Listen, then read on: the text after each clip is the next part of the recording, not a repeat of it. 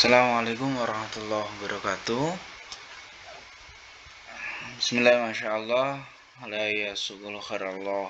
Bismillah, masyaallah. La haula wala quwata illa billah. Amma ba'du. Yang kami hormati Bapak Rektor Universitas Bilfat, yang kami hormati Ketua LPPM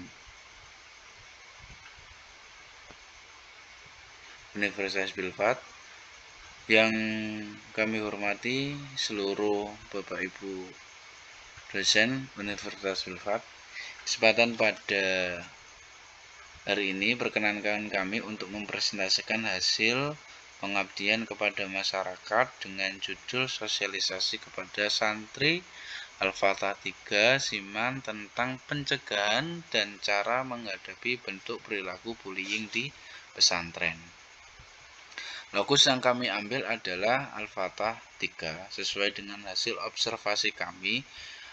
Di beberapa tahun ini sering terjadi perilaku atau tindakan pembulian yang dilakukan oleh kakak kelas ataupun kakak tingkat kepada adik tingkat, yang mana yang mengakibatkan sampai kepada ranah hukum, sampai pada ke pengadilan ataupun ke meja hijau. Maka dari itu, sesuai dengan yang disampaikan oleh Kaloroso, bahwasanya bullying adalah suatu tindakan atau perkataan yang menimbulkan rasa takut, sakit, atau depresi secara fisik dan psikologis, dan dirancang untuk dilakukan oleh seseorang yang merasa lebih kuat daripada seseorang yang dianggap lemah. Sedangkan kalau bisa kita lihat dan amati bahwasanya bullying itu ada bullying secara fisik, ada yang secara verbal, perkataan, ada yang relasional, ada yang sekarang yang baru ini marak adalah cyber bullying, di mana pembulian lewat media sosial ataupun lewat elektronik. Yang selanjutnya adalah prejudicial bullying, di mana pembulian ini dilakukan oleh ras atau suku atau golongan. Berdasarkan data dan fenomena yang terjadi di Al-Fatah 3, patut kiranya kami menunjuk lokus di situ karena di akhir-akhir ini sering terjadi fenomena atau kejadian terkait dengan pembulian kepada santri-santri. Nah, metode yang kami lakukan pertama kali adalah wawancara. Wawancara ini kami lakukan kepada pengurus yang diwakili oleh kepala pondok, di mana kami memberikan beberapa pertanyaan terkait dengan apakah di PP Al-Fatah 3 pernah terjadi kasus bullying, apa penyebabnya, dan jenis bullying seperti apa, serta yang dilakukan oleh pihak sekolah atau pondok dalam menangani tindakan bullying. Dari hasil wawancara tersebut kita kombinkan dengan hasil observasi, di mana pada tahap persiapan tadi, setelah wawancara kita mempersiapkan apa saja yang harus kita lakukan terkait dengan persiapan pengabdian kepada masyarakat di Al-Fatah 3. Terus ada tahap pelaksanaan yang kita laksanakan di bulan Januari. Ada perencanaan dan tahap penerapan, terus yang terakhir adalah tahap penilaian dan pelaporan. Pembahasan pada pelaksanaan PKM ini dilakukan oleh tim yang terdiri dari 3 dosen dan 2 mahasiswa dengan membawakan materi dan membuat icebreaker untuk membuat refresh ketika proses sosialisasi. Kegiatan dilakukan oleh semua santri PP Al-Fatah 3. Kegiatan ini sosialisasi difokuskan pada pengetahuan dan pemahaman pencegahan dan cara menghadapi bentuk perilaku bullying di pesantren. Dengan tujuan apa? Tujuan mengenalkan kepada peserta didik mana diksi yang harus digunakan, mana sesuatu yang bisa dilakukan, mana yang tidak menyinggung, dan mana yang perkataan yang tidak termasuk terkait dengan pembulian dan dipraktekkan dalam proses sosialisasi yang dilakukan oleh tim. Langkah ketika proses sosialisasi, pemateri melakukan wawancara terlebih dahulu, ini pra ya kepada kepala pondok terkait dengan data-data terkait pembulian di Al-Fatah 3. Berdasarkan hasil wawancara diketahui bahwasannya permasalahan santri terkait bullying sangat tinggi karena bisa dilihat dari data itu kasusnya bisa 1 bulan itu 3 kali kasus terkait dengan pembulian. Dari hasil wawancara oleh kepala pondok tadi dan juga kita mengumpulkan data, maka kita menguruskan perizinan terkait dengan sosialisasi kepada Pondok Al-Fatah 3 untuk menghindari tindakan dan pencegahan terhadap perilaku bullying. Pelaksanaan dalam sosialisasi menyiapkan kebutuhan terkait dengan prasarana sosialisasi. Setelah itu kita lakukan sosialisasi dengan memberikan materi dan mengajak mereka bermain serta mempraktekkan ataupun mendiskusikan terkait dengan diksi-diksi ataupun kata-kata ataupun tindakan-tindakan ataupun sebuah kelakuan yang menyimpang yang di situ mengandung unsur bullying. Setelah kegiatan selesai, tim mempersiapkan menutup dengan memberikan kuesioner terkait dengan hasil kepuasan dari santri terkait dengan penelitian pengabdian kepada masyarakat ini. Dari hasil yang kami dapatkan, hasilnya sangat baik, ada di peringkat 2 dan yang paling tinggi adalah baik, dan alhamdulillah diterima dengan baik. Sosialisasi merupakan bentuk kegiatan yang bertujuan untuk menambah pengetahuan dan pemahaman santri terhadap perilaku bullying. Kegiatan ini mendapatkan respon sangat baik sesuai hasil kuesioner yang kita dapatkan, karena kegiatan ini dapat mencegah dan menanggulangi terhadap perilaku bullying. Begitulah paparan yang bisa kami sampaikan dari hasil pengabdian kepada masyarakat dari tim kami. Cukup sekian. Billahi taufiq wal hidayah. Assalamualaikum warahmatullahi wabarakatuh. Assalamualaikum warahmatullahi wabarakatuh. Di sini saya akan mempresentasikan hasil pengabdian kepada program pengabdian kepada masyarakat di Desa Klagen Sampat, Kecamatan Maduran, Kabupaten Lamongan, mengenai fungsi legalitas badan usaha dan produk dalam peningkatan ekonomi rakyat.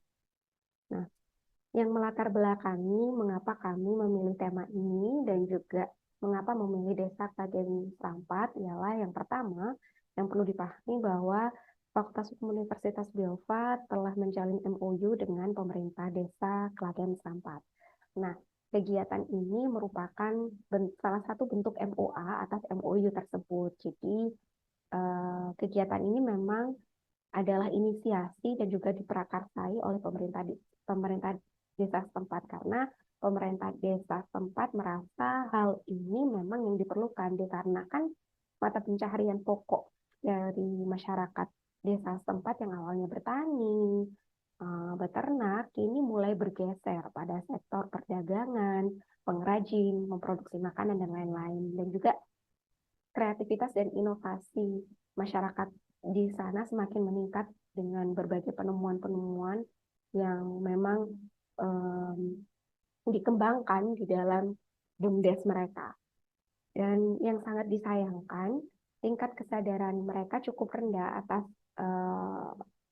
terhadap pemahaman konsep hukum bahwa hukum itu dapat meningkatkan perekonomian mereka melalui legalitas produk-produk ataupun badan usaha mereka yang dilegalitaskan, seperti itu. Sehingga kami mengerucutkan permasalahan yang untuk kami sosialisasikan di sana ialah yang pertama adalah memberikan pemahaman kepada masyarakat setempat mengenai apa yang dimaksud dengan legalitas badan usaha dan juga produk usaha. Yang kedua ialah mengenai bagaimana prosedur melegalkan badan usaha dan juga produk usaha sehingga dapat meningkatkan perekonomian masyarakat Desa Klagen Sampat itu sendiri.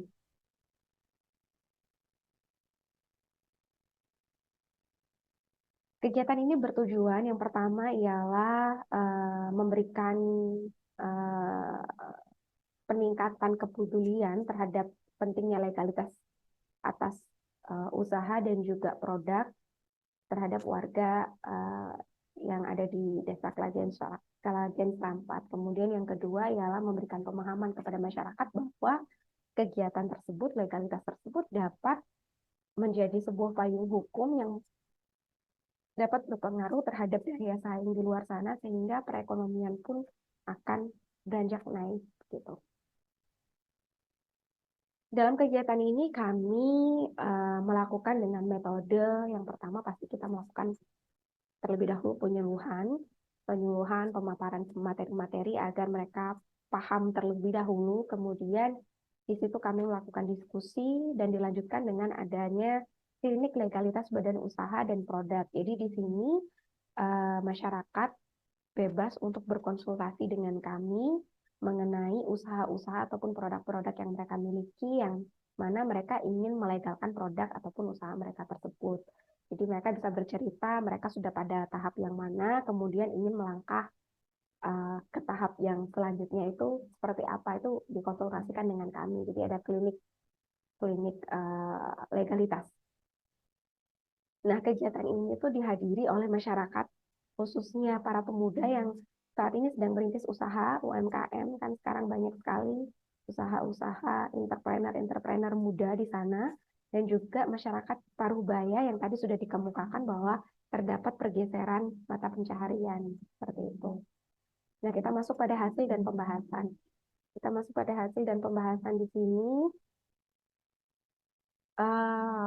Bahwasanya legalitas badan usaha dan produk usaha itu ialah merupakan jati diri dari produk ataupun badan usaha itu sendiri agar dia dapat diakui oleh negara maupun masyarakat. Jadi secara de facto dan de jure-nya itu benar-benar diakui keberadaannya, bukan menjadi badan usaha yang abal-abal ataupun produk yang abal-abal karena semuanya sudah teruji dan terlegalisasi seperti itu. Dengan berbagai macam peraturan perundang-undangan mulai dari kewajiban untuk mendaftarkan perusahaan sampai pada bagaimana mengenai labeling dalam pangan, labeling dalam produk minuman, kemudian iklan, kemudian dalam merek dan lain-lain. Nah, kemudian selanjutnya ialah kami memberikan pemahaman kepada masyarakat di sana bahwa kita harus memahami, kita sebagai pelaku usaha harus paham dan harus mengerti terlebih dahulu skala usaha kita itu pada kategori yang mana. Karena ada 4 kategori, mulai dari mikro, menengah, kecil, sampai dengan besar. Nah, di dalam Undang-Undang Nomor 20 Tahun 2008 dan Undang-Undang terbaru 11 Tahun 2020 itu terdapat perbedaan yang cukup signifikan, di mana usaha mikro itu mengalami peningkatan batasan maksimal, yaitu di Undang-Undang terbaru itu 1 miliar, sedangkan Undang-Undang lama 50 juta. Gitu. Jadi ada perbedaan di situ. Itu yang harus dipahami. Kecil juga meningkat, menengah juga semakin meningkat sekarang. Kalau besar tetap lebih dari 10 miliar. Nah, setelah kita mengetahui itu modal usaha kita, lalu kita harus memilih kita mau berbentuk usaha yang seperti apa. Usaha kita maukah berbadan hukum atau yang tidak berbadan hukum. Karena usaha ada 2, berbadan hukum dan non-badan hukum. Kalau yang membedakan ialah letak pertanggungjawabannya. Kalau badan hukum itu sebatas modal yang ia setorkan, sedangkan non-badan hukum itu meliputi harta pribadi. Jadi kalau perusahaan tersebut mengalami kebangkrutan, maka kalau yang non-badan hukum, harta pribadi, sawah, dan lain-lain pun ikut akan tersita lah istilahnya seperti itu. Sedangkan kalau badan hukum memang dibatasi oleh undang-undang bahwa sebatas modal yang disetorkan. Kalau dia hanya menyetorkan 20%, ya hanya 20%, meskipun dia masih memiliki sisa harta pribadi yang banyak. Tapi modalnya cuma 20%, jadi cuma 20% itu yang dia pertanggungjawabkan, seperti itu. Nah, dalam usaha yang berbadan hukum itu ada berbagai macam, contohnya ada CV, PT, yayasan, koperasi, Kalau non badan hukum ada UD, firma, persekutuan perdata. Nah, untuk PT itu di undang-undang terbaru Omnibus Law mempermudah ya Pak Jokowi memberikan kemudahan bagi pelaku usaha untuk dapat mendirikan PT perorangan. PT perorangan itu eh, syarat konvensionalnya sudah bergeser seperti itu. Syarat konvensional yang bergeser itu apa? Nah, syarat konvensional yang harus dimiliki oleh badan usaha yang berbadan hukum itu ialah dia didirikan oleh 2 orang atau lebih. Kemudian yang kedua, didirikan menggunakan akta notarial. Sedangkan PT perorangan itu tidak didirikan menggunakan akta notarial. Dia bisa didirikan hanya dengan menggunakan surat pernyataan. Kemudian didirikan cukup 1 orang, dia direkturnya, dia pemegang sahamnya. Seperti itu. Namun kategorinya harus usaha yang mikro dan menengah. Jadi kalau yang sudah usaha besar itu nggak bisa. Jadi yang, mohon maaf, usaha kecil dan mikro. Jadi untuk menengah dan atas tetap harus PT konvensional. Namun PT perorangan ini masih menjadi polemik karena apa? Karena kepastian hukumnya masih belum bisa menjamin bagi pihak ketiga. Karena tidak ada yang bisa menjamin yang menulis pernyataan itu apakah benar orang yang sama. Bisa jadi saya hanya pinjam KTP-nya Bapak Ansori misalnya seperti itu, saya bikin pernyataan, saya tembak tanda tangannya, tinggal saya upload, selesai. Karena tidak ada verifikasi lebih lanjut. Kalau yang menggunakan akta notarial kan jelas, yang bertanda tangan itu di hadapan notaris jelas orang yang sama. Seperti itu. Selanjutnya, dalam mendirikan badan usaha ada akta notaris tadi. Nah, akta notaris itu membuat yang namanya anggaran dasar. Anggaran dasar dari badan usaha itu yang harus ada. Dan minimal harus ada 3 elemen, yaitu jangka waktunya kapan, nama dan tempat kedudukan, dan juga maksud dan tujuan. Maksud dan tujuan di sini itu tercantum di dalam KBLI. Klasifikasi baku lapangan berusaha Indonesia. KBLI itu ialah kode-kode yang terdiri dari beberapa digit angka, lebih tepatnya ada 5 digit angka, itu nanti terdiri dari nama bidang usaha serta cakupan produk dari bidang usaha itu. Nanti ada kategori perdagangan ecer, perdagangan alat tulis kantor ecer, seperti itu. Nah, itu kodenya ini, seperti itulah. Ada kodenya. Dan itu nanti yang akan dipergunakan ketika kita akan mengajukan perizinan. Perizinan nanti kita akan memasukkan kode-kode tersebut. Nah, ini yang dimaksud dengan metode pemilihan bentuk usaha itu ialah pertimbangan kita ketika kita mau memilih bentuk usaha dalam bentuk CV, atau firma, atau PT, yayasan atau koperasi. Ini harus kita pertimbangkan 5 hal ini. Tujuannya, kepemilikannya, ownership-nya, apakah mau keluarga, pribadi, atau sharing, profit sharing, seperti itu. Modalnya juga seberapa besar, resikonya, pembagiannya seperti apa, seperti itu. Nah, masuk ke dalam jenis perizinan. Nah, jenis perizinan di sini yang saya bahas itu adalah jenis perizinan secara umum. Mengapa umum? Karena memang perizinan ini ada banyak elemennya, Jadi jenis perizinan itu yang saya paparkan adalah secara umum melalui OSS RBA, sekarang namanya Online Single Submission Risk-Based Approach. Jadi pelayanan perizinan satu pintu yang didasarkan berdasarkan tingkat resiko dari usaha yang didaftarkan.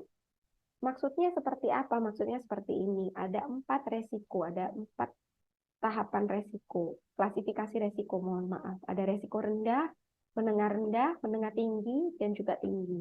Nah, di sini yang resiko rendah itu perizinannya benar-benar perizinan standar aja, atau benar-benar perizinan standar. Standar itu apa? Ya hanya mengurus NIB aja. Jadi login OSS, daftar di sana hanya untuk terbit NIB. NIB itu ialah nomor induk berusaha. Ini pengganti DDP, SIUP, RKTA. Itu masuk di dalam NIB itu. Jadi NIB itu seperti itu. Kemudian dia sebagai bentuk perizinan dan juga identitas seperti KTP, NIK. Kalau usaha namanya NIB, kalau manusia warga negara namanya NIK. Jadi 1 pelaku usaha, 1 NIB.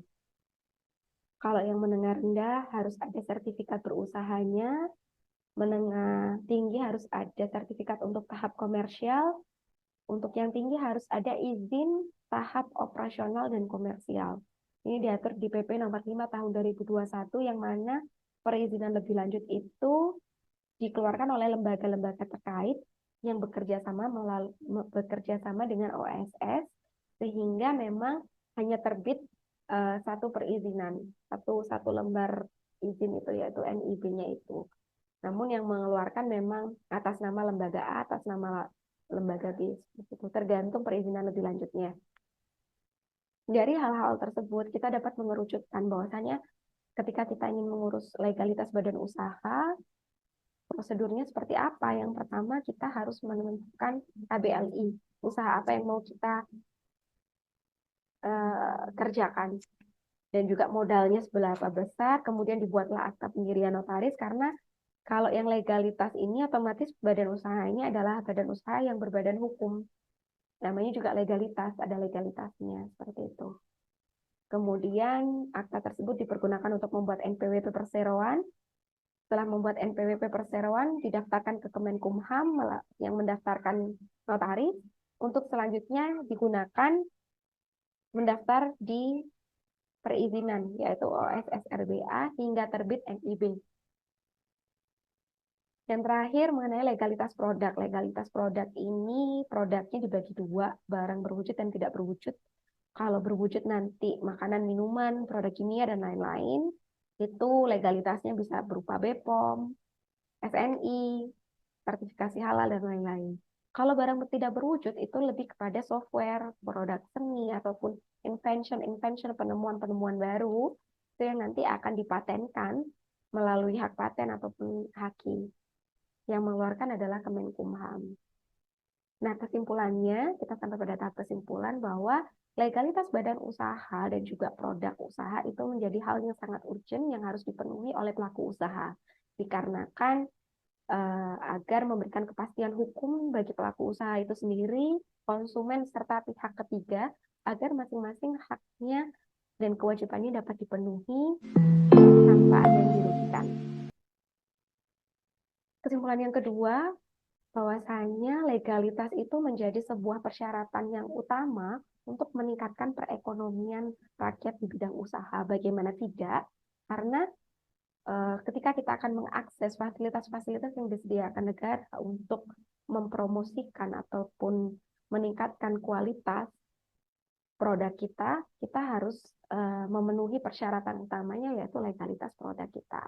Termasuk juga untuk mengakses lembaga keuangan, modal-modal yang disediakan, fasilitas suntikan modal yang disediakan oleh lembaga keuangan. Sekian, terima kasih. Wassalamualaikum warahmatullahi wabarakatuh.